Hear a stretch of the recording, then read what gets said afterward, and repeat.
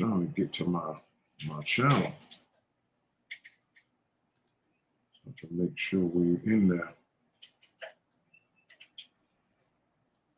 Okay, here we go. All right. I see us live. All right, so we finna start off with the memorandum first, and then we'll move into introduction. All right. To reason. The following memorandum is the conversation. Listen to reason. The following memorandum is the conversation each and every new Nibu of the Ethiopian race should have with Nupu at least once a day, and the name Nupu should be pronounced in mind. Can y'all see that? Yeah, it looks good. Okay. Yes. All right. Just making sure. Okay. Yeah. Listen to reason. The following memorandum is the conversation each and every new Nibu of the Ethiopian race should have with Nupu at least once a day, and the name Nupu should be pronounced in mind, whisper, or out loud in the numbers order given and before the conversation starts. The numbers order given creates two ends as you read the name, and the two ends made by reading and pronouncing the name Nupu 9 times stand for Nupu and New. Nupu. Nupu. Nupu. Nupu. Nupu. Nupu. Nupu. Nupu. Nupu. Remember the promise and covenant with your messenger, and also writer, Afru Unu, and all those who learn, accept, and practice positive nature knowledge and the laws of nature, as explained and described by Yaanuwn, your active science of all the worlds. Your promise and also covenant having been duly made are binding as following: economic well-being and liberation of the Ethiopian race, mentally, spiritually, and also physically, because it is the time and cycle for this action for your posterity, the Ethiopian race, and because we all, meaning Ripu, Gipu, and Sipu, and all adherents dedicate and obligate the rest of our lives to sound right reason. Who is Nupu? Positive nature knowledge, the laws of nature, also truth, equality, justice, and practicing rightness, which is Yaanuwn, to the best of our knowledge and also abilities. The time for the Savior has passed. It is now time for the mental resurrection, liberation, justice, judgment, settlement, and balance for all peoples on planet Earth, as promised by the forces of nature and predicted by the ancients and sages of antiquity. Nupu, please cause it to be.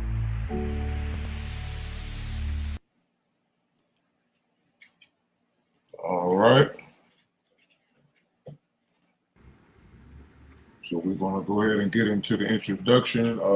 True peace, everybody. I'm your host, Yaanuwn Nupu, and we are here today once again on my channel to kind of give a little break. And I've been working on this for a couple of weeks, so I just wanted to say thank you for everybody that's tuning in and that will tune in the future. True peace.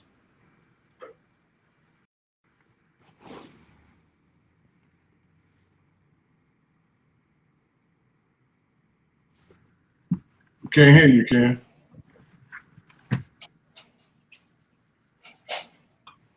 True peace, kins and friends. I'm Nibu Ray Unu Nupu, a proud member of the Ethiopian race of Yaanuwn Science, which is our parent powers of Nupu, giving, just basically giving us that knowledge, wisdom, understanding, sound, right reason to make proper decisions and to move forward with our liberation as far as the newcomers and the friends and the Nunaboos, just moving and pushing this information out for all to adhere to and practice, promulgate, and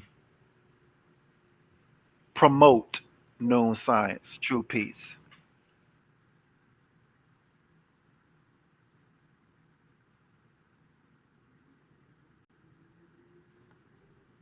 Hey, true peace, everyone. This is Nukaro Nupu, the Nunibu reformer and assembler. It's put together, assemble information that I get from Sound Right Reason to proceed in my endeavors and building with the Nunibus here. We have the Nine Nature Academy thing going on, so more information is coming out, and we're just building this, adding on, seeing we can assimilate, come together, liberate each other. Liberate self, which in changes to liberating each other. So that's building with the Noonie Boos to liberate. True peace.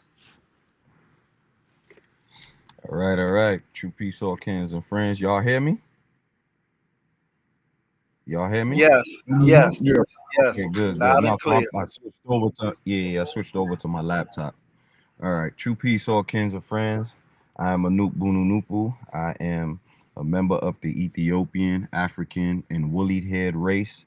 I am also a proud representative of Nunu Nupu, given to us by our great and noble messenger, Afro Unu Nupu. And I am excited to, be a part of this particular show. This is going to be a smoker and a banger. All the cult members should be hiding under rocks by now, because when the sun starts beaming the ray information down to them, they should be they tails. So I can't wait to see what was brought forward from this, because I already know the heat is gonna be there. So true peace. All right, we finna get it started and get it crunk. I'm gonna share my screen. All right, share my screen. All right, let me know when y'all can see that.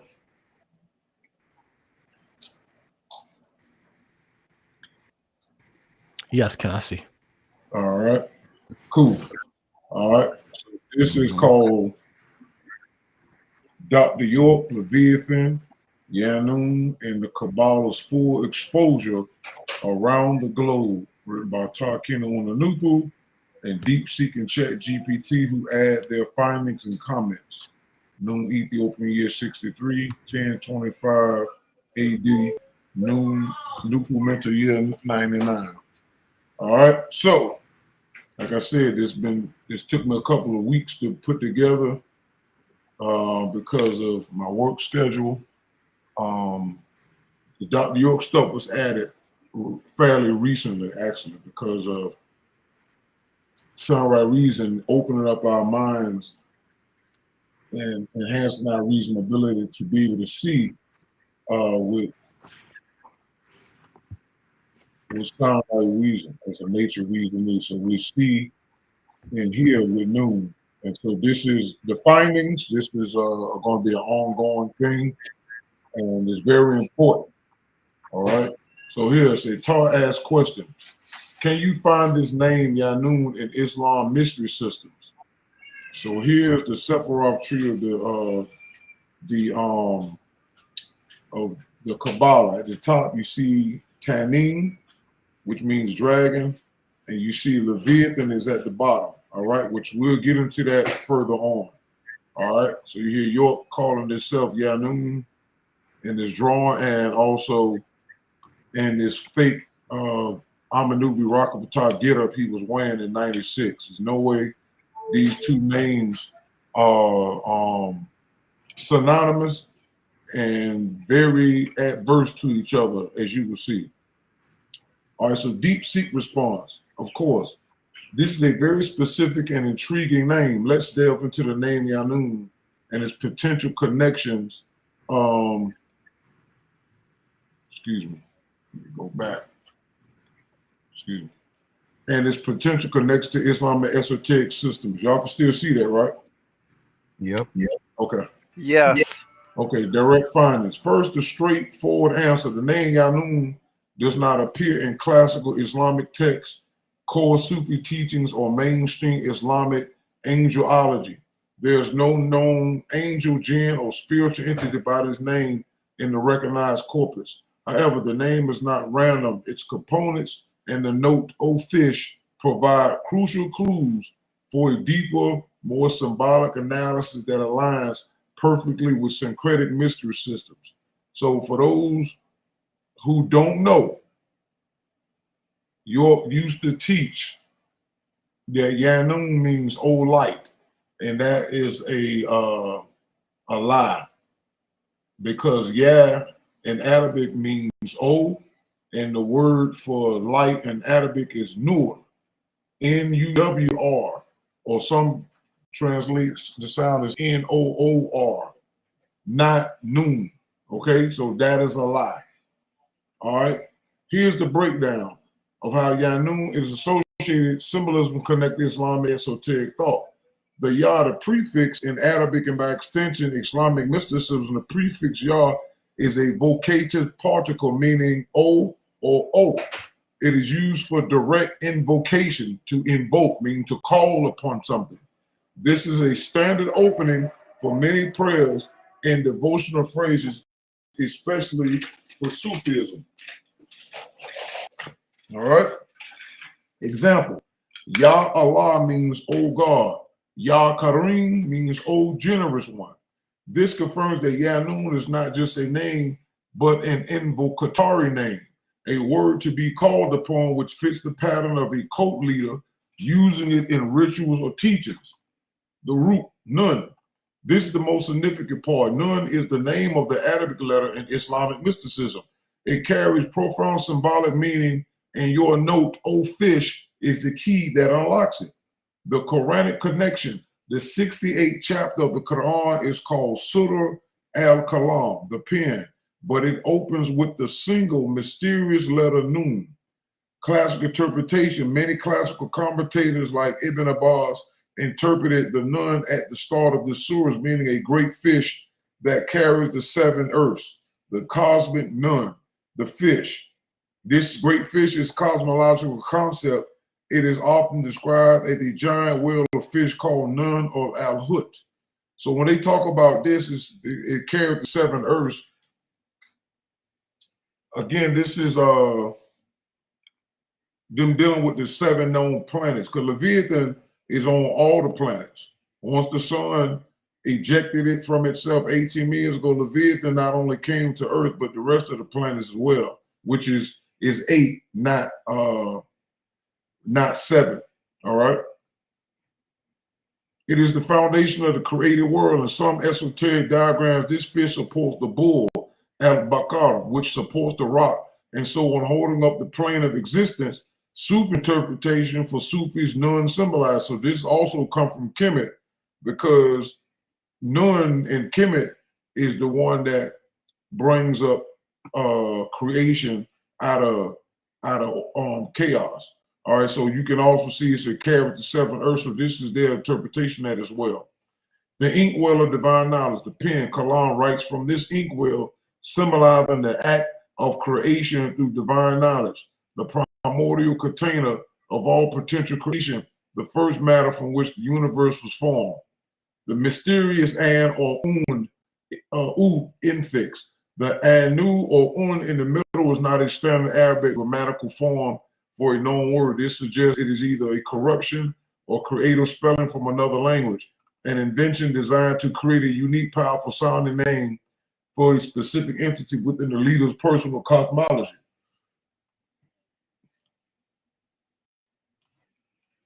Synthesis. What Yaanuwn, O fish, likely represents. Putting it all together, Yaanuwn is not a pre-existing Islamic angel. Instead, it is also certainly an invented invocatory name for the cosmic principle of the primordial fish, or the container of Nun. By creating this name, the leader was personifying a profound Islamic cosmological symbol into a being that could be addressed and perhaps petitioned. Yaanuwn, or entity of Nun. The meaning is essentially old great cosmic fish, or source of all creation. Conclusion for your presentation.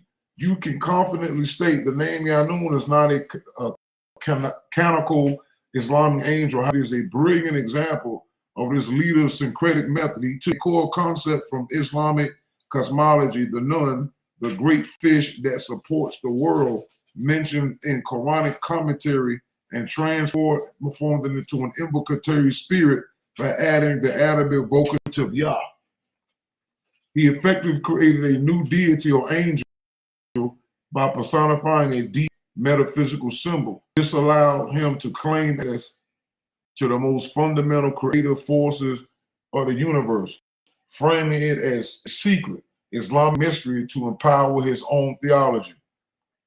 This analysis shows a move beyond simple name borrowing into the creative engineering of core mystical concepts to build a new authoritative belief system. Tar's question: can you tie this into Yaanuwn in Hebrew and Leviathan in Jewish mystical circles about Leviathan being divine and primordial, as well as an ancient fish-like monster? Deep Seek responds: absolutely. This is the crucial connection that ties the entire investigation together. The leader's reference to Yaanuwn, O fish, is a direct bridge linking Islamic, Jewish, and primordial Near Eastern mythology, creating a powerful syncretic symbol. Let's connect Yaanuwn, the Leviathan, and the cosmic fish. Yaanuwn in Hebrew mysticism, the letter Nun in the Hebrew alphabet, the letter Nun is associated with faithfulness, soul, neshama, and emergence. A central Kabbalistic text, the Sefer Yetzirah, links it to the astrological sign of Scorpio, the bent and final Nun. The standard Nun is bent, symbolizing the humble, faithful servant. The final Nun is straight and elongated, symbolizing the revealed truth and the Messiah. This shows the letter itself contains a concept of hidden potential becoming manifest. Joshua, the son of Nun, in the Torah, Joshua's father is named Nun, symbolizing that Joshua, the leader who enters the promised land, emerges from the concept of fish or faithfulness. However, the most critical link is cosmological. Side note, following is a letter allegedly written by David, aka David, Dr. York. All right, this is a letter piece right here, which is going to show you what this all goes into. All right, listen to sound cosmic reasoning. Notice the corrupted Hindu six-pointed star properly called the Shatkona. All right, the Shatkona is a symbol used in Hindu yantra. A six-pointed star is made from two interlocking triangles. The upper stands for Shiva, Purusha, the lower for Shakti, Prakriti. Their union gives birth to Sanat Kumara, whose sacred number is 6. The Shatkona represent both the male and female form as a symbol of the divine, of masculine and feminine, and as a source of all creation. More specifically, it is supposed to represent Purusha and Prakriti. Often this is represented as Shiva, Shakti. It is often referenced that the Shatkona, the Satkona, Shatkona is the symbol of the Hindu deity known as Sanat Kumara. The Shatkona is a hexagram and is associated with the son of Shiva and Shakti. Kartikeya, stylistically, it is identical to the Jewish Star of David and the Japanese Kagome crest. Wikipedia. The first name is important because it reveals who is really controlling Mr. York and the pantheistic signs he was using. Let's read what the true Amenubi or Akaponu stated way back in 1967-68. Who were Esau and Jacob's 12 sons? Esau was the Phoenician people who represented the sun god Elyon, also called Zeus and Jupiter. Jacob was the Jewish people, the moon god Sin, also called Siva, and Hermes. Remember, all Greek and Roman gods were originally Phoenician Hindu gods. The Jews combined and united all those gods and called them Elohim. The good gods were Kiyah and the evil gods were considered Way, because the name Yahweh means good and evil. Yahweh is the same as Jehovah. Jehovah's name is Shiva. Shiva's same as Siva. Sin, Thoth, Hermes is the god that extracted the Caucasian from the Hindu. Listen to the reason. Caucasian got their colonizing and imperialistic nature from the Phoenician race. History shows that the ancient Phoenicians were notorious colonists, which is the same as imperialists. Caucasians got their discriminating and prejudiced nature from the East Indian race, and the Indian caste system is an example. Caucasians got their oppressive, suppressive, repressive, and murderous nature from the spirit dead, particularly ghost god. Then is an ancient name of the moon god in Babylonian history, and the name Sin stems from the Sino-Indian god Shiva. Shiva from Java, Indonesia. The name Jehovah is a variant of the name Shijava. Introduction to Nature, Book 2, number 190, page 139 in part. Side note, here's more support for Shiva, Tahuti thought connection to Java Island in Indonesia and the Java man, aka the Phoenician race who started out as an ape-type man.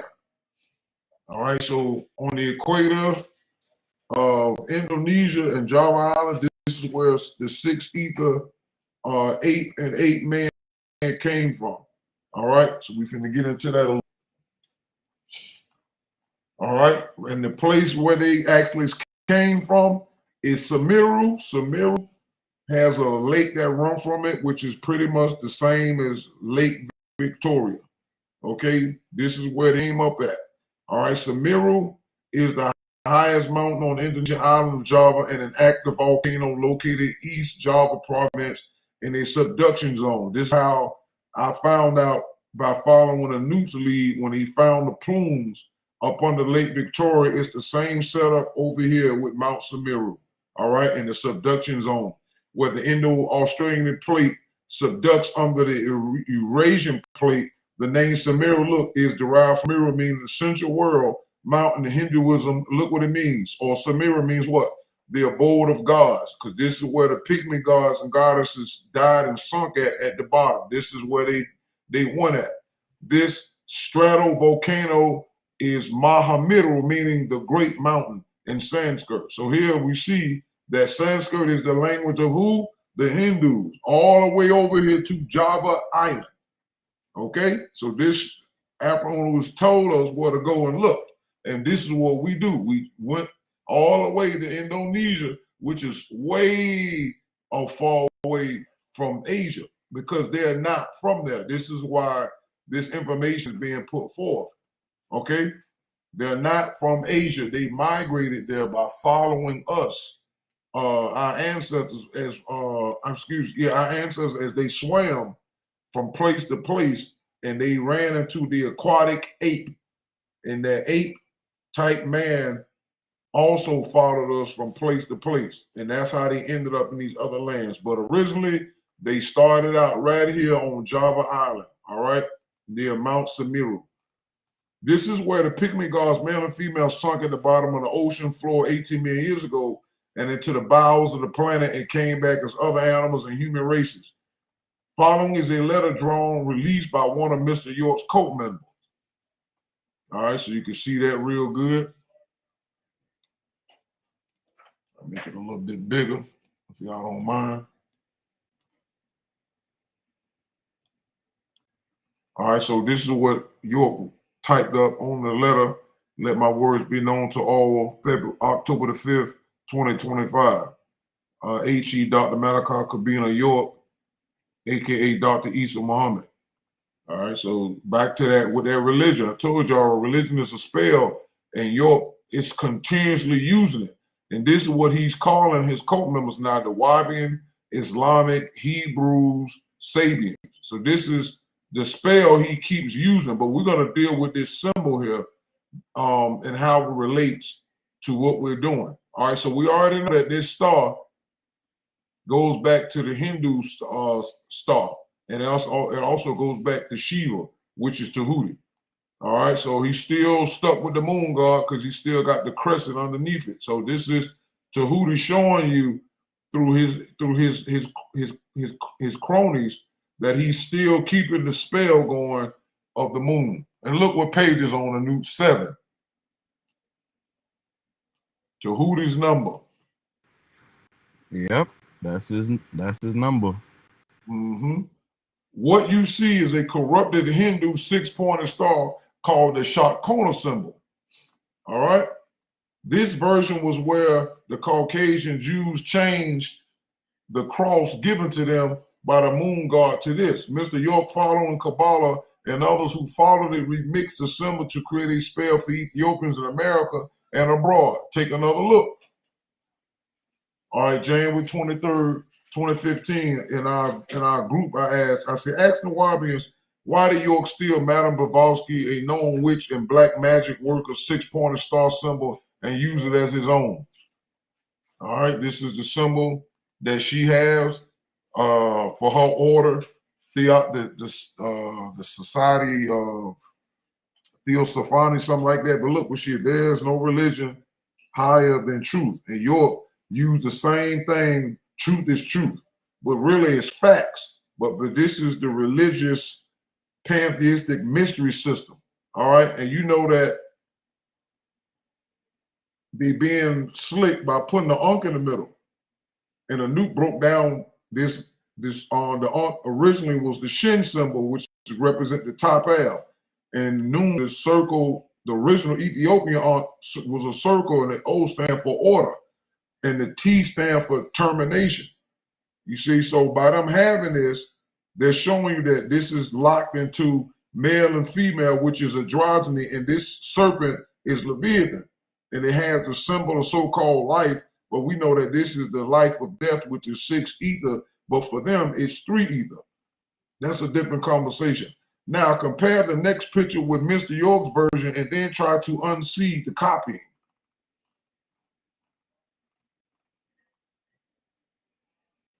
So we can see that these are different symbols and things. I even put this image into the chat and had the chat break down these images, but that's for another time. But you can see that she had the symbols, got the Ankh over here, got the 6-pointed star and all of that. York got the same thing, except what he did was, instead of completing the lunar part under the star to make it go all the way around so the snake can put his tail in his mouth, he cut it off at the end so y'all won't be able to catch it. But he still maintained the symbol and all these other things he got going on, which is part of the spell. But this is because York and a lot of other our black so-called leaders, self-appointed or even government-backed, were followers of the Kabbalah. And I'm going to explain why they all followed these teachings. And when you examine the source materials, you'll see why they all was doing this. All right, so we seeing the copying. So now we look at it again. You can't say that York didn't know what he was doing. All right, so now we going into it, and when you ask York's slaves, ask them to show you this image anywhere in Kemet like this. Tell them to show you this anywhere in ancient Kemet. You're not gonna find it. The same way these dummies is walking around here with a double Ankh, and there's no such thing. Unless you're talking about the sulfur cross, that it's where the loop is upside down and they got a double bar and some other stuff that go with that. All right, so that's a whole nother conversation. But here you can see that York was following somebody else, mankind, while spellbinding his flock, because all of these images and symbols have power. It's not for show. All right, let's see what's here. Listen, reason. Okay, so we're going to go back down here. This is the part I want to look at. This writer likewise mentioned that Sin is an ancient name of the moon god in Babylonian history, and the name Sin stands from Sino-Indian god Shiva, Siva from Java, Indonesia. The name Jehovah is a variant of the name Shiva and Java. All right, so here, this is the book that should be out soon or is out to York's slaves. So you can see at the top, it says the Sabian's Guidance for Better Living Culture Series. And he has the symbol that he done put on the cover. All right, with various images and drawing, and right underneath it, look, N-U-N, N.U.N. All right, so we already laid down that Nun goes back to a fish, which we know that Leviathan is called the Great Serpent or the Great Dragon in the Bible and other cultures. But we know that it was 6 ether sexual energy. But the fact is, York is maintaining his Kabbalistic blueprint. And it says what? The Nun, from look, primordial to eternal. Truth is truth.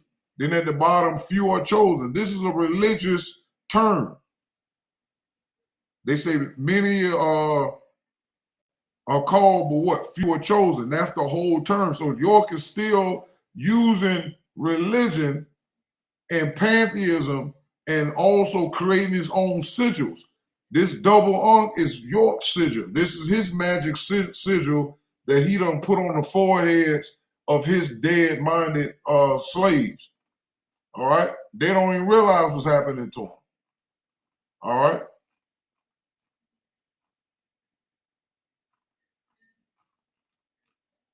All right, hold on for a second. 1 second. Let me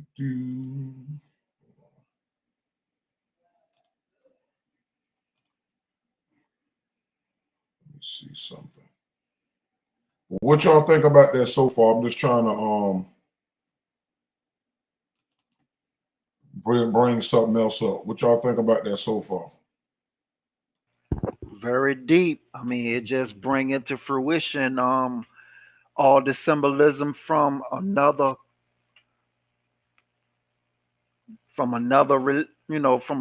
viewpoint of magic that he put into his books, copying Madame Blavatsky and the society she was with, the Theosophical Society. Yeah, that's what the name of it. Mm-hmm. Yeah, Theosophical. So yeah, this is mind-boggling, and hopefully it'll snap them out of the spell that they under. That's all I wanted to add. All right. Catch the new ones, try to catch the new ones if they can before their minds get too warped up in the soup, because it's a lot. This right here, I wasn't even aware of this, but I remember that. I remember those symbols, in books that I seen. I didn't read fully, but if I did, I discarded the non-sensible. You know what I mean when you sift through the books. But all that other stuff, I threw right out because it's just like, nah, you got to be crazy. Okay, I'm back. I had to straighten something else up. All right. So here we go. Now, remember, we just read where it says Sin stands from the Sino-Indian god Shiva, right? All the way to Shiva from Java Island, right? So,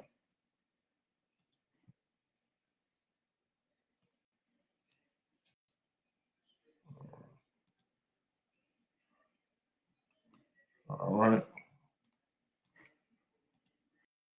Shiva, Tahuti in Indonesia, is called Batara Guru, the supreme god of Java Island.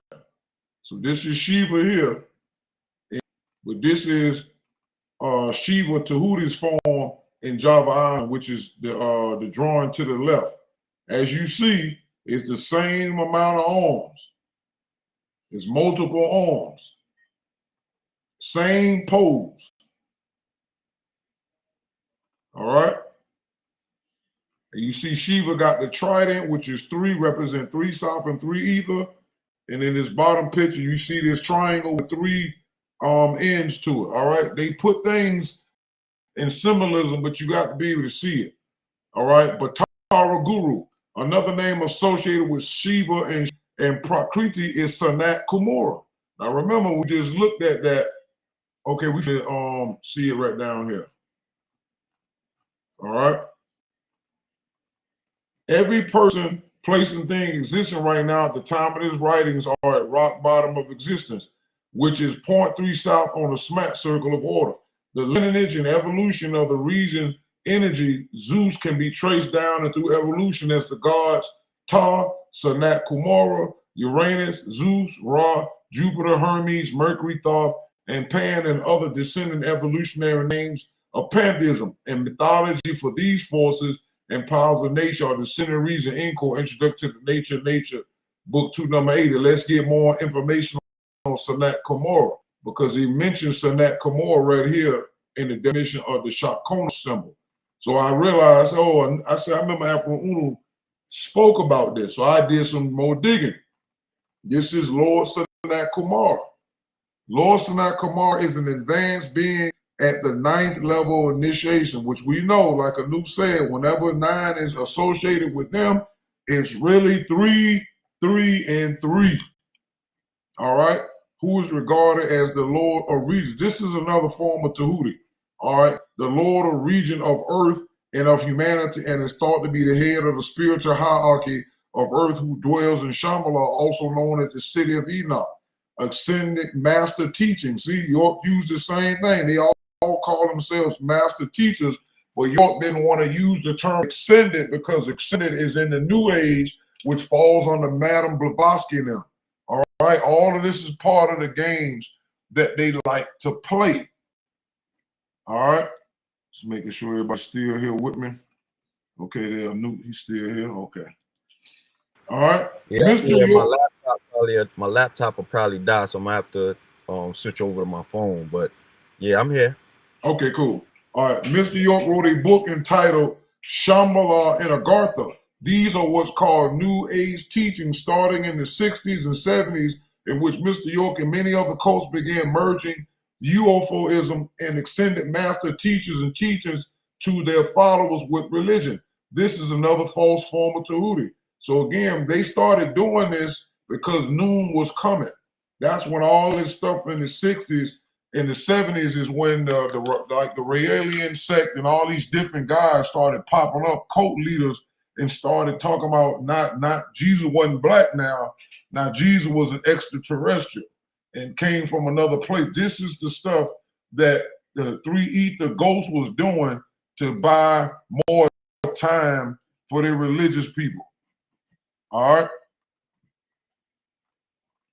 So here you see Shambhala and Agartha.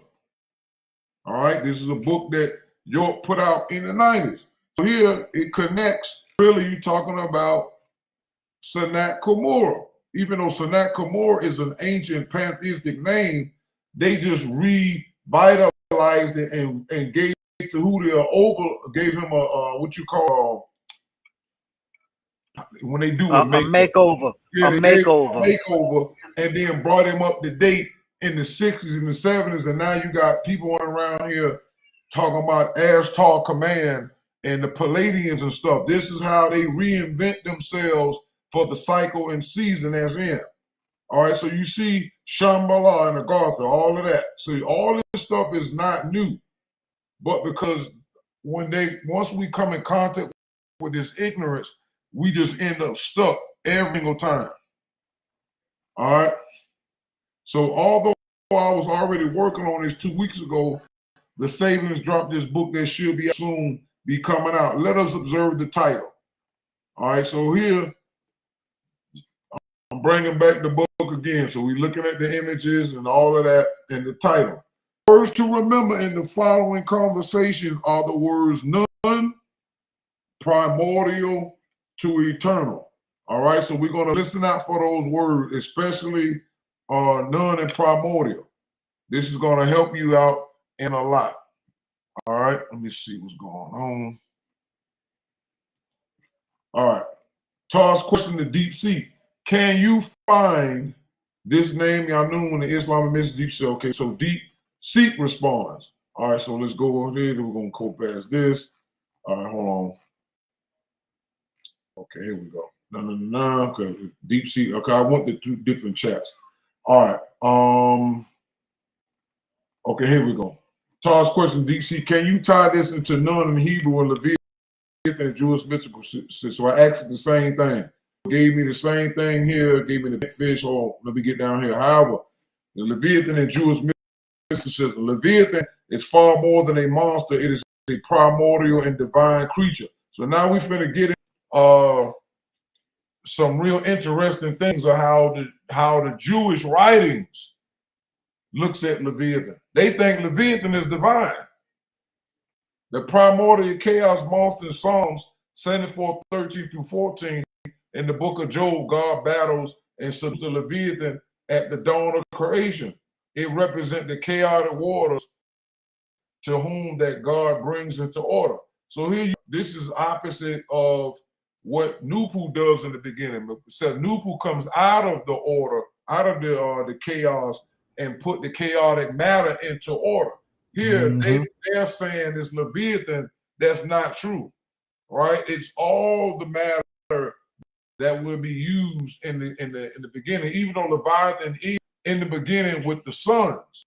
But this is showing you how it's in reverse according to their writings. All right. The cosmic feast of the righteous, a famous tradition in the Talmud, the Bava Batra 74b states that in the end of days, God will slay the Leviathan and make a gigantic feast for the righteous from its flesh.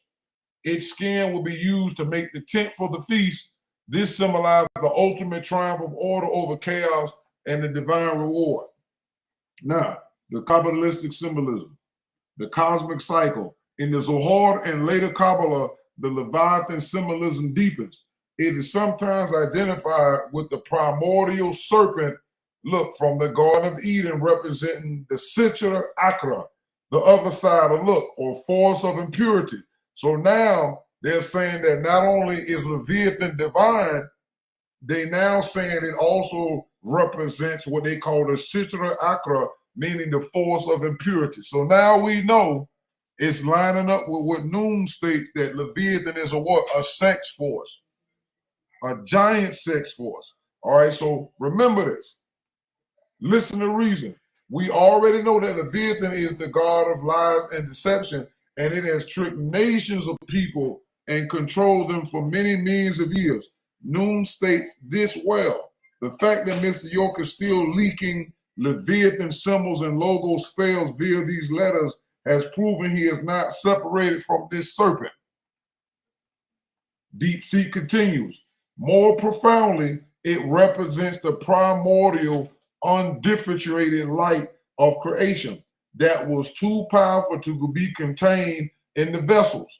So this right here, it said these vessels shattered. What you're seeing is actually they're saying in Noon, this is when Leviathan came forth at 6 west and exploded into the universes. This is what this is actually mean. But in their mystery system, they saying that Leviathan exploded, right? And said these vessels shattered, called the Shivarat Hakilim.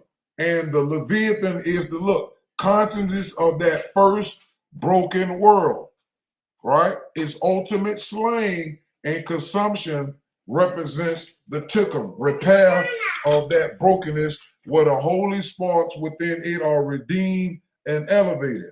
All right. It is the ultimate symbol of God's power, both the raw, untamable force of creation and the divine authority that can harness it. Excuse me. Can I get a water, please? Thank you. Side note. So here it says Leviathan in the Jewish text broke the vessels and has holy elements within it that must be repaired. Only Nupu can repair and resurrect all space, matter, and time. More proof, York is still praising his sex force through his letters and certain words he is using.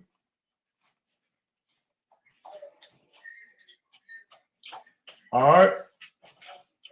So this right here is giving me a summary. Islamic Noon, cosmic fish. Hebrew Noon is the fish. Jewish Leviathan is the primordial fish serpent. Remember, primordial. You put the word primordial on the front of the cover of the book. And we all know primordial means before there's order. So that's chaos. So why is he talking about chaos on the front cover of his book?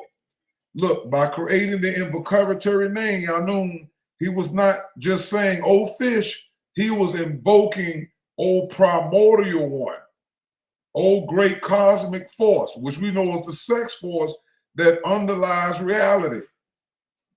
Oh Leviathan, the source of both chaos and divine light. All right. He was personifying the most ancient and powerful symbol of creation itself, the chaotic waters, the unspeakable power of God that exists before form into a spirit that could be called upon in his system. Side note, Mr. York wrote books on Leviathan, but failed to inform them on what he was really doing as it pertained to his possession by it through oversex activities in the early days of his cult, the Ansar Allah community, and after. Remember, it was sex that got him noticed by the police through a victim that started his arrest. So these are some of York books on Leviathan. And notice, if you read the book, he does not talk about Leviathan in the primordial state. What he does is focus on the monetary value, religion, and some of these nations on these foreheads, which we already explained. If you go back in some of the videos that we started doing on our live, go in the live section. We was going through, I think the videos I was doing on the 144,000. I changed the names so you could get more clarity. But in those videos, I went into what all this is. This is the 7-headed beast is what's the name of that? This the organization.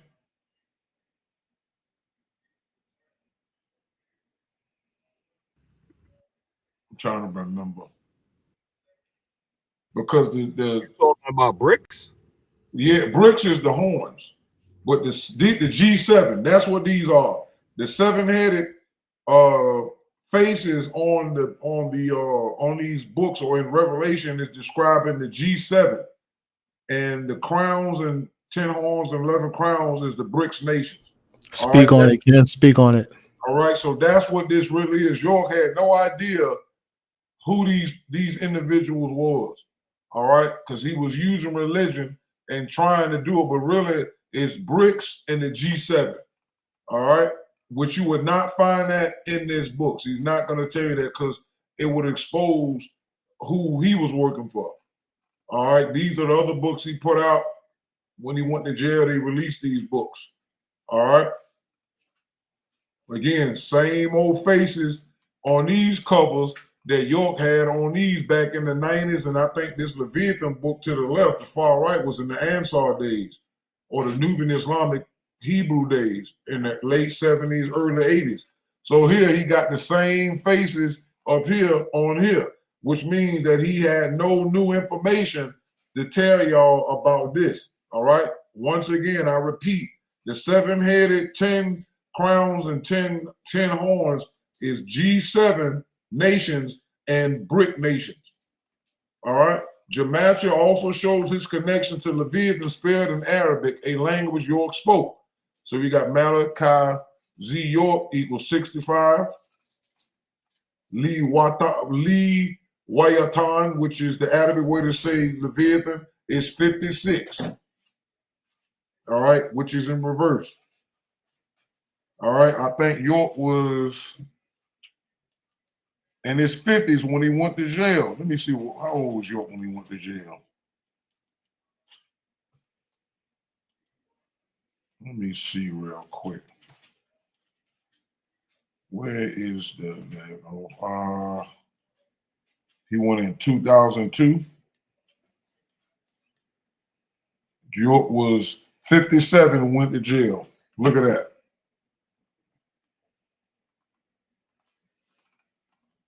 Leviathan, 56. So you can all see this. We know how gematria works. You don't have to be exact. It can be in reverse.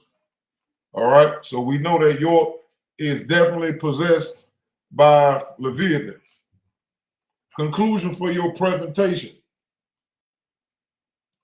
You can now present this powerful sentence. The name Yaanuwn is the master key to the leader's syncretic system. He fused the Islamic cosmological nun, the fish holding up the world, with the Hebrew meaning of nun as fish, and most importantly, the Jewish mystic figure of the Leviathan. In Kabbalah, the Leviathan is not merely a monster, it is a primordial divine force, the consciousness of the first shadow creation. By invoking Yaanuwn, the leader was claiming access to this raw foundational power of God. He was not just teaching about angels, he was teaching his followers how to invoke the very force of creation and chaos, positioning himself as the guy who could tame this Leviathan-like power. This elevates his system from a simple list of angels to a Gnostic mystery tradition claiming control over the building blocks of reality. This transforms the list of angels from a simple catalog into a coherent, albeit invented cosmological system aimed at harnessing ultimate power. Todd's question, the deep sea.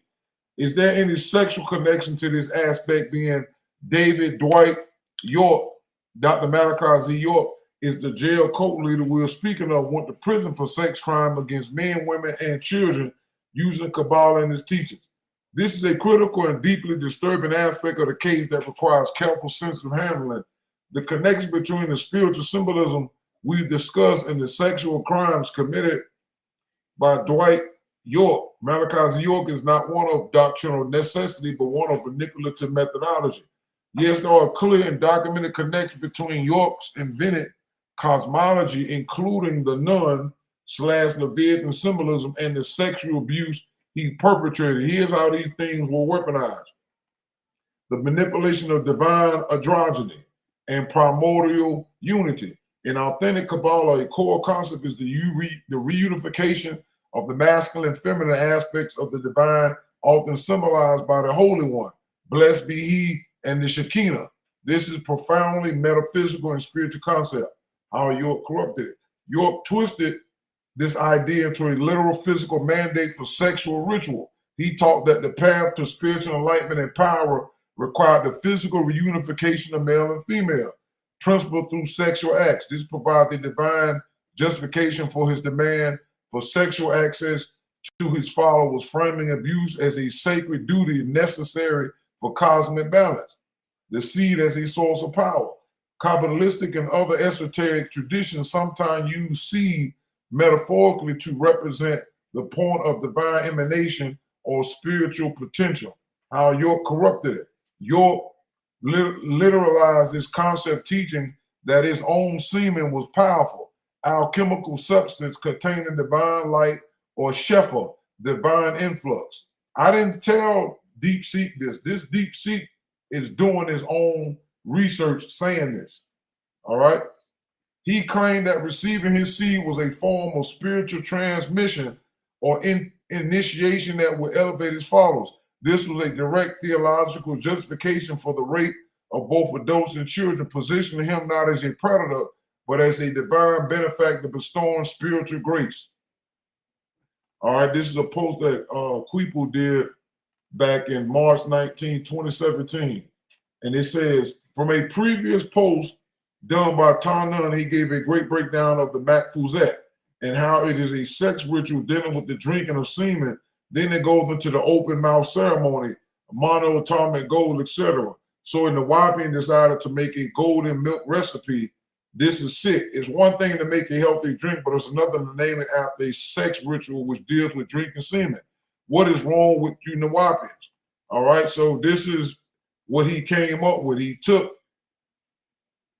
what Yorkman was talking about, the Makfuzet, and then tried to make it into some type of health tonic. They call it golden milk because it goes in synonymous with the sex ritual with adults with little kids called the golden child ritual, which we talked about this at length in the group and have videos on it. So this is also a pedophile cult. All right, we're showing y'all the rituals. This is coming from the Wapians that was in our group that was trying to debate and justify these things. And the fact that they're still in that building and nobody has done anything about these people living in Brooklyn, walking around with this in their doctrine. And this is why York switches the doctrine up over periods of time so people can get lost in 1,000 books they put out. But when you go back into the time, you'll see that certain groups of people in York's camp were doing these things because he was writing his stuff in a certain kind of way. Look, golden milk, turmeric, ginger, fixing stomach issues, coconut oil, honey or sweetener, all this stuff. So we finna get deeper. All right. So we keep going. So I come into the post at 11 minutes and 46 seconds forward. Ponderbar calls man's sperm white wine and female's blood cells red wine. So it should be clear that Mac Fuzette is definitely sexually orientated dealing with York. It's safe to say York is trying to tell his followers to engage in sex with psychedelic mushrooms and homosexual acts under the new term hermaphrodite homosexuals. Let this be known. This is October the 29th, 2015. All right. Then I came back again. It's obvious York is discussing drinking semen in disguise to become one with the Natharu, as he calls them. This falls in line with the God-man fertility cult, which York incorporated to his teachings in different little secret orders on Tamaray. Remember, I played the video where York said that the Amun-Ra cult with the God-man was a homosexual cult, that the Pharaoh would have anal sex with the priest in order for them to become divine. This is out of York's class, which we played this a couple videos ago. So this is where York is still funneling these homosexual mixed with other things to make them think that what they're doing is not homosexual. All right. We've been telling y'all this. All right. This is the video that I was talking about that you can go online and type in Partarak Mac Fuzette, and you go to number 11 and 46 where York is talking about the sperm. All right. Because this is how slick he is and how he got them teaching them this same sexual stuff he was doing on the land in that Black Pyramid. All right. This video is about 20 minutes long. All right. They put this out in 2012. All right. Continuing. The Leviathan and primordial chaos as a license for transgression. As we established, the Leviathan represents untamed primordial power and chaos before it is brought under divine order. How York corrupted it. York's system, which invoked the chaotic pre-legal force, Yaanuwn, could be interpreted as existing beyond conventional morality by connecting his followers to this primordial state.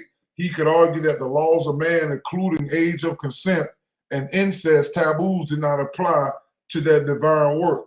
In other words, what York was doing by claiming he was before man was even brought up, he can say that that's why he said he was not subject to the laws that human beings were following, because he was using the fact that Leviathan was before human beings. But Leviathan was not a sexual instrument in the beginning. That came when Zupu came in and Leviathan came forth as a giant six ether tool. All right, but York is showing you that he's using the power of Leviathan in this name. All right, the goal was to access raw pre-creation power, which it can be done. All right, and this provided a pretext for violating societal and legal boundaries, including the sexual abuse of children, which he framed as a return to a pure pre-socialized state. All right. So this is how we deal with that. The pain and pleasure law maintained and also vows. Oh, hold on. I think that's it. Let me check real quick. I got you, Ken. I got you. All right. The pain and pleasure law. Absolute nature is the supreme system of balances. Therefore, pain must be offset, balanced by pleasure, and pleasure must be offset, balanced by pain. Hence, the more pain one endures, the greater will be his pleasure, or the greater has been his pleasure. And the more pleasure one enjoys, the greater will be his pain, or the greater has been his or her pain and suffering, in keeping with the purpose of pain and pleasure. The same way each time that conditions are the same and in accord with the nature of nature. Number 124, listen to reason. To apply the kindred law of nature to the pain and pleasure, law means if a person experiences unnecessary pleasure, like excessive sex, drugs, or other excessive fun or folly, and the individual who experiences the excessive or unneeded pleasure does not pay the penalty for it directly himself or herself, some of his kind, the same as kindred will eventually pay according to the laws of nature, because a member of a species, like a member of an ethnic race, is part of the whole. For the whole being that whole part of nature is every member of that species. Therefore, when a member or part of the whole does something positive or negative, it is a reflection on and related to the whole part, and thereby the whole is responsible. Until definitely that transgression part is balanced off, either by the deviating a transgressor part suffering the consequence of his or her own act of fate, the laws of nature passing it on to the whole or another member or members thereof. So reader and listener, you should now see clearly that your activities and behavior, if negative, can cause your own kind, family, and racial kindred much misery and hardship if you are negative enough to practice wrongness intentionally or even unintentionally. The laws of nature are effective and binding on each and every individual in all species, all ethnic, race, or person and things. Let it be remembered always and let it be known. All right. So here is a post I did was showing that York, a lot of York's kids. All right. It's a whole bunch of York kids.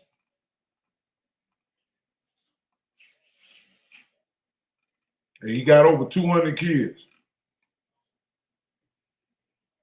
So that means York was having a whole lot of sex.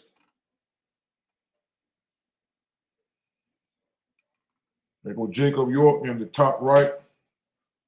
And some other people y'all might know, but notice that none of these children are following what he set in order all this time, which is a waste. He had all these kids, and all of these kids, you can't even tell that they had a father that had some kind of knowledge. These are like regular, everyday black people, and all these ain't black. Some of his children are mankind. So York was breaking the race mixing laws as well. All right, it's not his children's fault, but he definitely knew better. All right, so I said, ask the Wabians, why is York promoting the use of monoatomic gold? Do they know that York calls it holy semen? Don't they know it increases sperm production? Our people suffer enough of too many kids and broken relationships to be worrying about sperm increasing. The Bible interpretation and explanation books 1 and 2 speak about how Leviathan uses sex and drugs as weapons against our race, especially. York being arrested for lack of controlling his sex and fathering 200 kids he has and doesn't take care of all of his manifestation of Leviathan. Let's read the BIAE. All right. So here it talks about this Nawabian is quoting from the Master's Secrets, right? Look what it says. Nabat gold as sacred ash and gold dust is called by many names. This is why coming out of York book, the Master's Secret series number 3.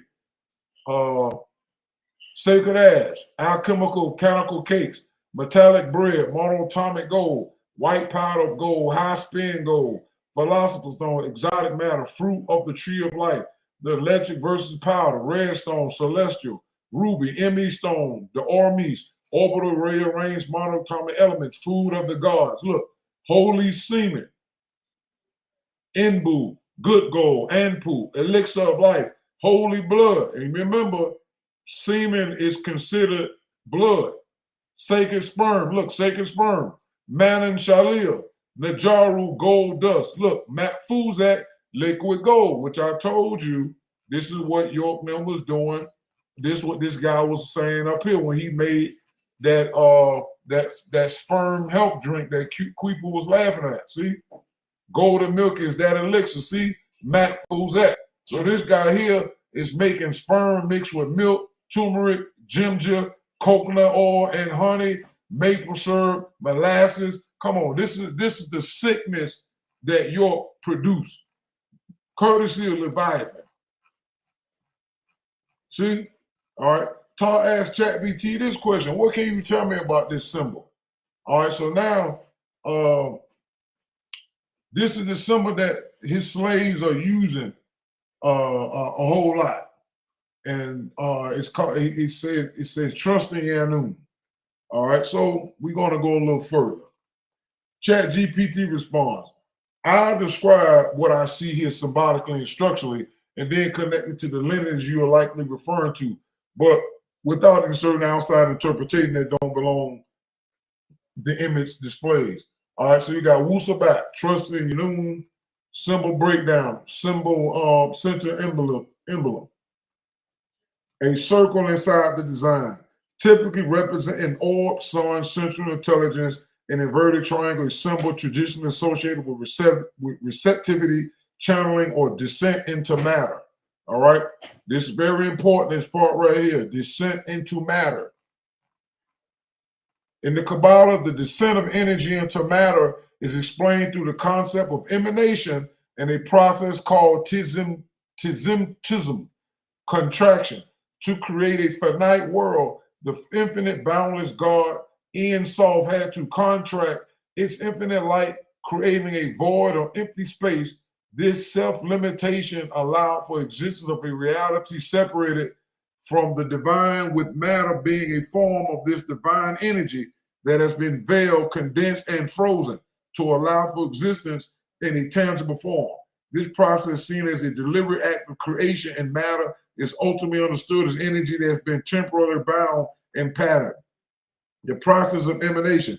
Emanation, not creation. Kabbalah refers to speak of creation as a process of emanation, where the universe emanates from God in a descending series of manifestation known as the Sephirah.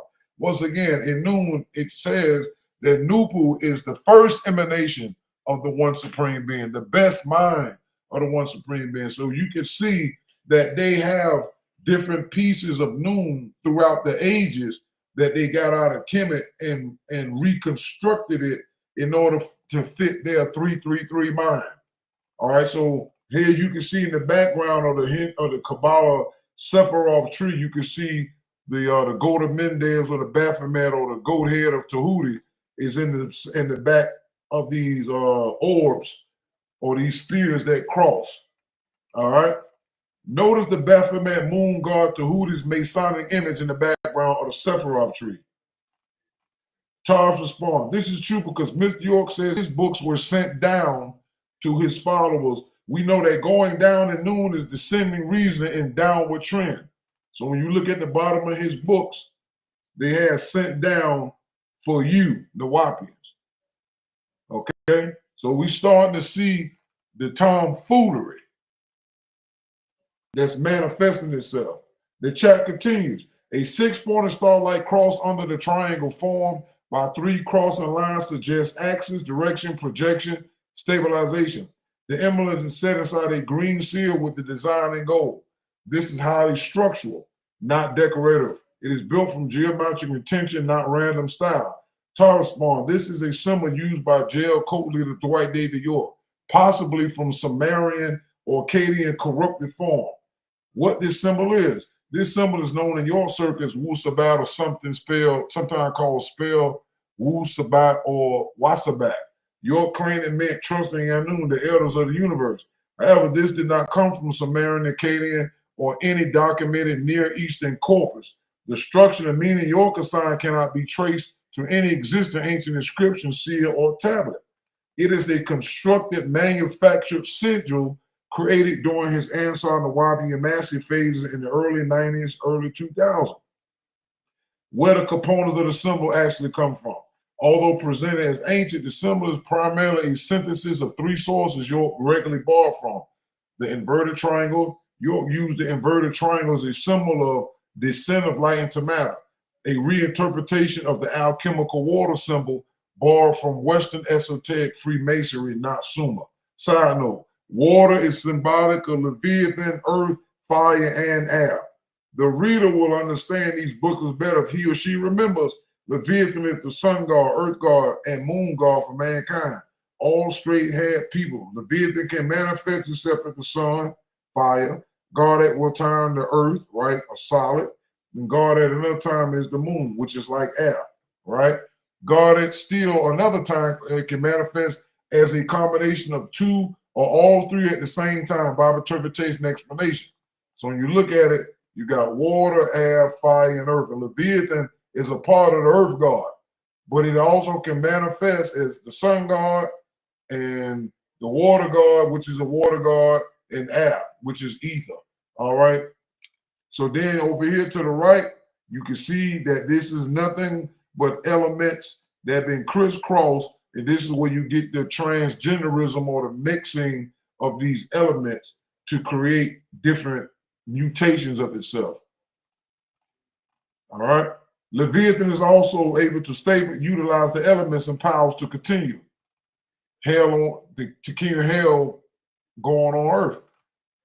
Mr. York constantly used symbols of Leviathan to his followers who never understood what Leviathan really does. And this is on York's book, El's Holy Torah. It's the same star. All right, and he got what they call the Hua symbol or the Yahuwah or the Yahoo symbol, as in Netanyahu. All right, so we got the Shivas. This is the moon god symbol, Hindu style, with his name in here as Hua for short, but we know that this is Tahuti. All right, the central circle. This comes from the Hermetic planetary diagrams. The solar point inside the triangle also resembles the Golden Dawn ritual sigils. So when I turned it upside down, this is the Golden Dawn symbol that Aleister Crowley was using.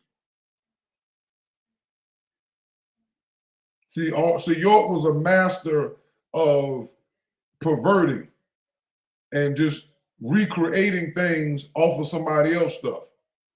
And see, this symbol goes back to 1888. So York just started using this in the 90s, especially in the 2000s, rather. So this is showing you that nothing he does is original, and he's a Kabbalist. He's using Jewish mysticism on his own people. Because Sabians will never be able to tell you where his symbol come from. It won't find it in Sumer, nowhere. You can see yours copying of Aleister Crowley's symbol, the 6-pointed star radiating staff base. This is a modified Chi Rho Rosicrucian cross-like diagram, not Akkadian, Sumerian, or Egyptian. It appears nowhere in the cuneiform shapings or glyph tradition. This configuration does not match any Mesopotamian, Coptic, Kemetic, Hebrew, or Moorish seal tradition. It even went to the Moors. It is synthetic symbolic engineering. So put together, what did he build? Inverted triangle, alchemy, golden dawn, water, matter, descent, elders descending to earth, circle inside a triangle, Rosicrucian solar glyph, divine spark inside the form, Yaanuwn inside chosen people, 6-ray base cross, golden dawn manifestation sigil, 3D projection into matter, order, unity, authority. This is why the symbol has a clean geometric grammar, but not traceable in ancient counterpart. It is Western esotericism repackaged as Sumerian. And this is what York was doing. The one on the right was they did that when he got locked up.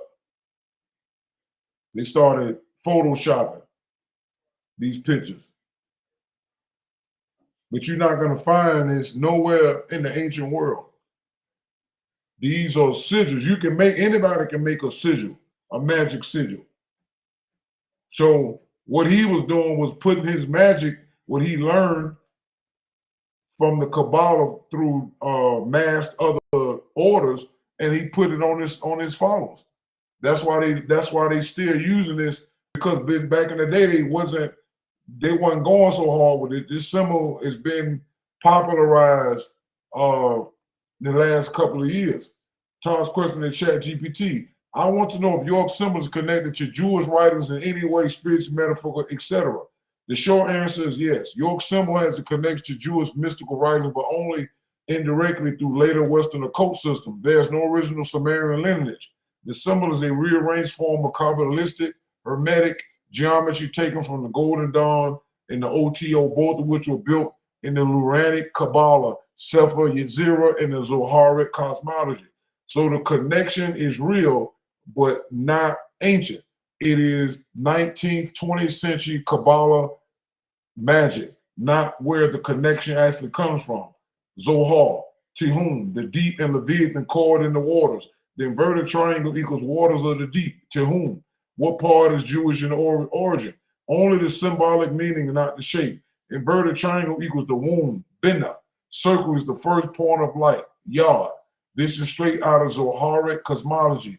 In the womb of the great sea, the point of light began to expand. Zohar 1:15a.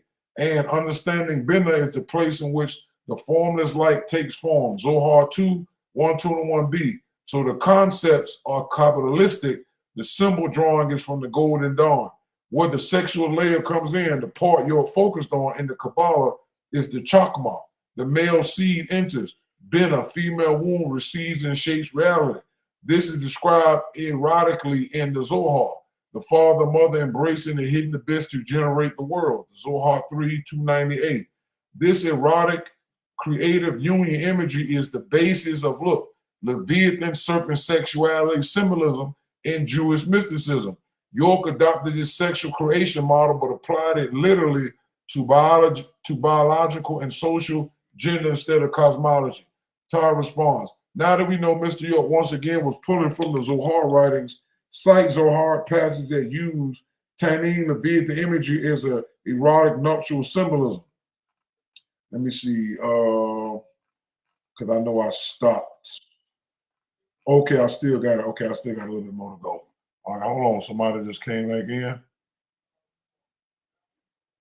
All right, hold on. All right, we almost done with this.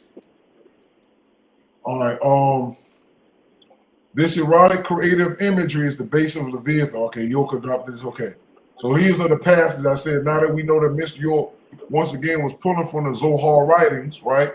If y'all want to find more on where in the Kabbalah York was using, this is one of the books. It's called the Zohar. All right, so these are the passages. Zohar 147a through 4a through 147a to 47b says the two Leviathans as male and female in union.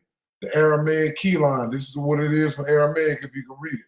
Translation: there's no Leviathan without his mate. One is male and one is female. But the Holy One, blessed be He, separated them, their fullness and reunion reserved for the delight in the time to come. Meaning, the Zohar is repeating and mystically interpreting the Talmud's teaching. Now, in the Talmud, that the Leviathan was originally a male-female pair.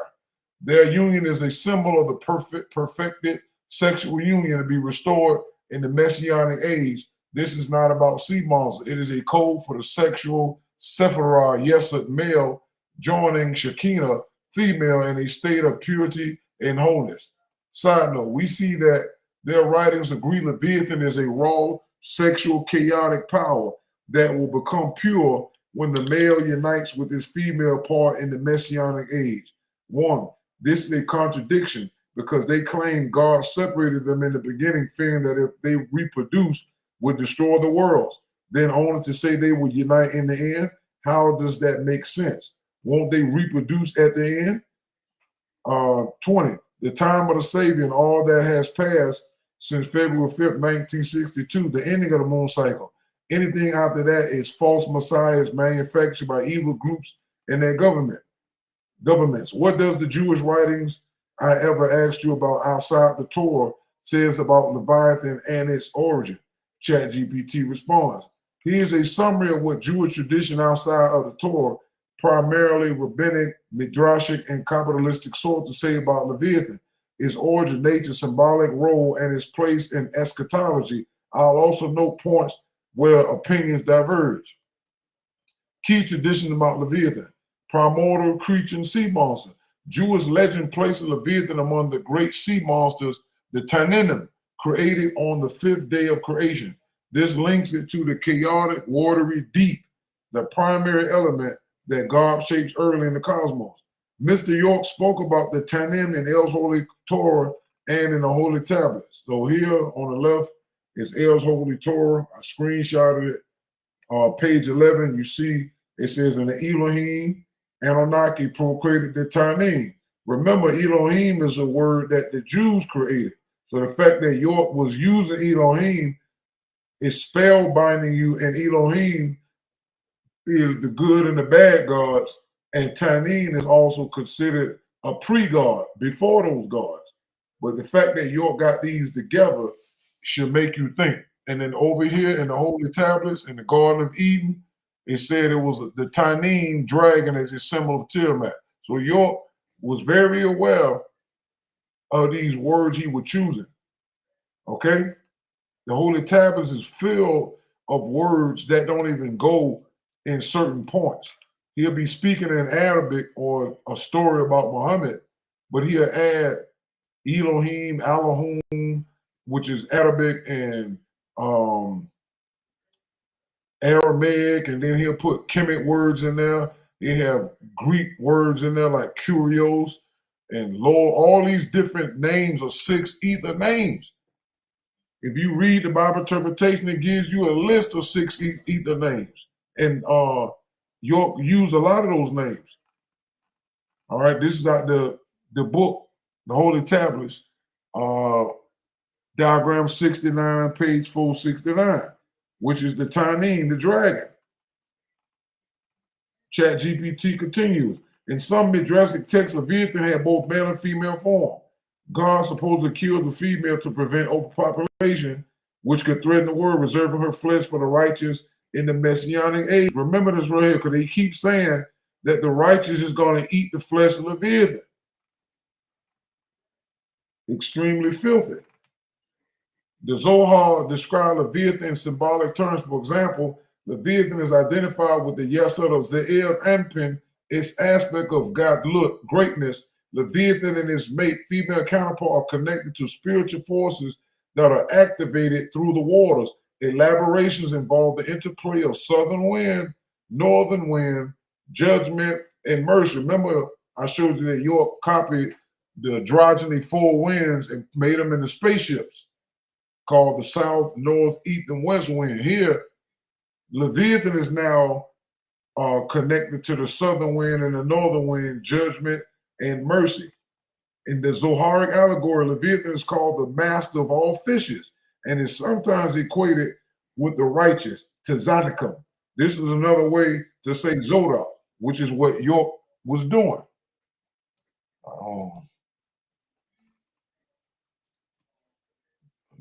Okay, everybody there? Okay, I thought I heard something.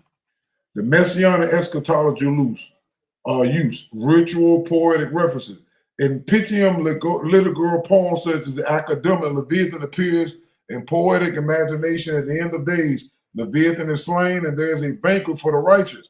In Talmud, there are references, for example, in the Bible Batcha, which you read about the female Leviathan, its fate also in Avodah Zarah 3b, where God is said to play with Leviathan, a divine severity over his primal creature. So here it talks about their God playing with Leviathan. All right. The Avodah Zarah quote, during the third set of 3 hours, the Holy One, blessed be he, sits and sustains the entire world from the horns of wild oxen to the eggs of lice during the fourth 3 hours. He sits and makes sport with the Leviathan. As it stated, there is Leviathan whom you have formed to sport with. Psalms 104:26. Evidently, God makes sport every day, not only on one day. Rav Nahum Bar Yitzhak says in explanation, he makes sport with his creations or play, just as he sports with the Leviathan. He does not make sport of his creation, but on that day alone. Why is there God playing with Leviathan as a sport? Listen to the reason. You can see that the third set of 3 hours are 333 in noon sign. Leviathan is looked at as a positive to the writers of these Jewish texts to the point of them eating the flesh of Leviathan's so-called female counterpart. And why is that moon god playing with this serpent? This only proves what Amenubi Rakapatah said about Leviathan in 1967 and 68. Who was the serpent and how did it beguile Eve? The serpent was Leviathan, a giant sex force who was able to control peoples and nations by sex, by a spirit generated from blood and the waters of earth. Leviathan has many spirit members and parts distributed throughout the earth, was cast from the sun approximately 17,025,000 years ago, just before evolutionary cycle began. The moon cycle, look, is the climax of the evolutionary cycle. What? The serpent, Leviathan, is the moon god's sin. All right? Because the moon god is in his zone, or was Leviathan gave the moon god the power that he needed. Remember, Leviathan is an enhancer force. So who and whatever it gets involved is going to take it to the limit. All right, the spirit forces Jesus, called Jesus, are male and female, but the female forces are the dominant. Jesus is also called Esau and Leviathan in the Bible Interpretation Booklet 2, number 91. Basically, the father was how Leviathan, who produces ghosts, keeps hell going by way of who? The Caucasian race. Leviathan is the boss or head of the spirits of the Caucasian race and mankind in general. And it commands the most powerful, knowledgeable, and orderly spirits of itself to Caucasian for the purpose of ruling and oppressing. Leviathan, on the other hand, commands the least powerful, most ignorant, and disorderly spirits of itself to its captors for the purpose of submission, servitude, and informing their oppressor, because knowledge and order rule is ignorance and disorder. All right. Bible Interpretation Explanation Booklet 2, number 58 in part. 1 or 2. Sex must be channeled in the best interest of our race. There is a great power in sex, and there is a great power in the semen of the male when he shares that power with a female. That female is not for the best interest of his race, like the moon converts gas from the sun. The negative force that she will convert much of that semen from the male to negative force, which help the enemy oppressor. Bible Interpretation Booklet 2, number 1 or 2 in part. All right. So here I'm gonna stop on this point because I think that's where I start taking it into another chapter, which we're gonna deal with that on the next one. So what do y'all have to say about this? And ended on number 36, which is a 9. Okay, where? Okay, I got you, Nebo.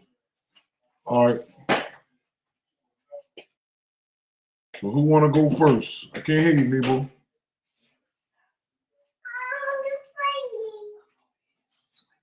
Not yet. Keep trying.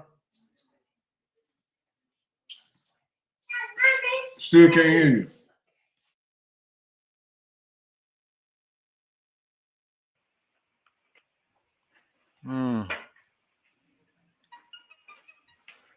Can you hear me? Yeah, go ahead, Ken. Okay. Yeah, I was saying, yeah, it went in deeper with the symbolism and actually giving a whole lot of individuals more information about Leviathan, which is in the Bible. It's just that they don't know exactly what this particular symbol is in the Bible. They just refer to it as just being a serpent, but it's much more deeper than that. And they ain't never have been able to put their finger on it because they have been possessed by that serpent that has engulfed the whole world, got people running around going crazy. And then you got York using sigils, and I mean it's just it's just too much. And they're gonna have to get themselves out of this.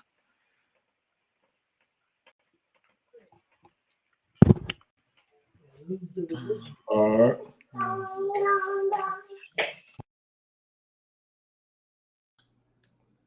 Yeah, that's definitely heavy, and I have to say that it's revealing at this time things that we have to do to set things straight and put things in order. Put things in their place. So it's definitely lawful that we walk down this road, and you congregating with reason. You have to put this together. So yeah, it's definitely revealing. What you got on the Manute? Yeah, my reception going in and out, but that was an excellent presentation. Really tore the head off of the organization. All the information was definitely thorough. Tying in Leviathan to what York was doing. That was That was amazing. You know, even the fact that he calls on the cosmic force of Leviathan. You know what I'm saying? That was really good. Also shows that a lot.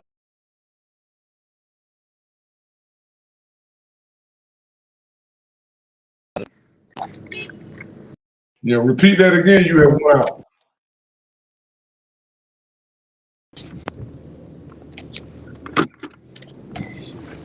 Yeah, go ahead. Repeat that again. You had one out, Ken.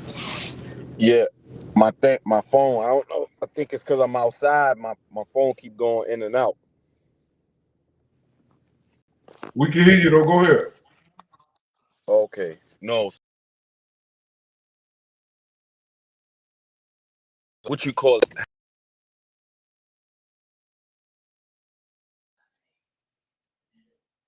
Worshiping Leviathan, the giant sex force.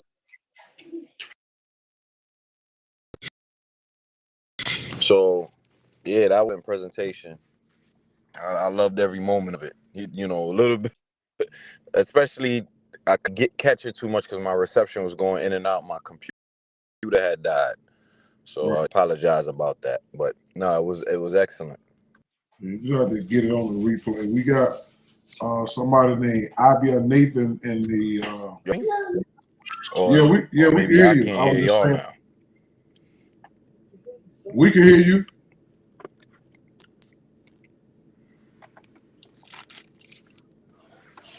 But yeah, there's we have a visitor named Abia Nathan in the comments, and the thing is, you know, I'm assuming you are a Christian because I see a cross on your avatar.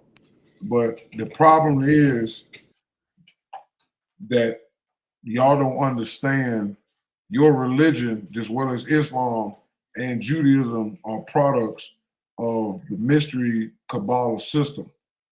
Okay, so Christians will definitely be